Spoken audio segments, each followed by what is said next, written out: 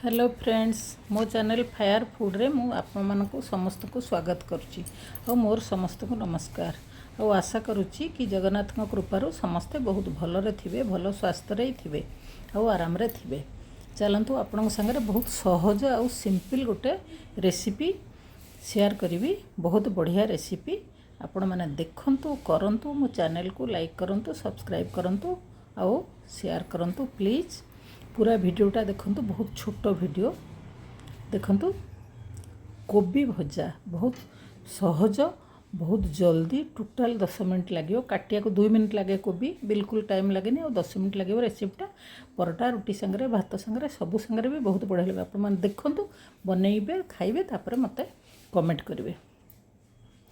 तेल नहीं जाइए 1.5 चामच हम बेसी तेल नुह गोटे कोबी मु काटी देछि ताको ये बेसी बड़ नुह कि छोट नुह मीडियम पीस कर काटी ता देहरे टिके आधा चामच देली लुण आधा चामच लंका आधा चामच हलदी तेल रे पकई देली कारण तेल संगे सब सेगुड़ा मिसी गला। मु ए प्रकार टिके रांधे मोर रंधा टिके अन्य मानठू टिके अलग आपण माने देखिले जदि मो रेसिपी देखिबे ताले विभिन्न प्रकार अलग करिके मु रांधे ताले देखिला पर रेसिपी आपण जानि परिबे। सब भल करी मिसई देली ताकू एबे कम हीट रे ताकू घोड़े दियंतु 6-7 मिनट बेसी समय नुह।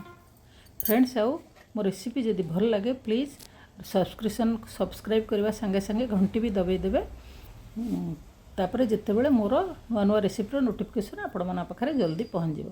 ये देखो भाजदेली तापर टिके हाई हिट रे टिके मिनटी 2 मिनट कर भाजदेले देखो कोबी बढ़िया सीझी भी जाइए पूरा गोटा गोटा अलग होकर रही देखो पूरा लंका तेल मसला लुण सब कोबी मिस जाइए केते बढ़िया होती देखो आपण मैंने थे कर देखु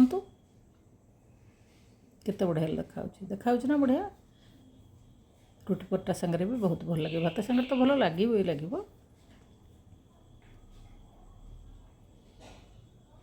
पूरा वीडियो देखिए भूलिए फ्रेंड्स।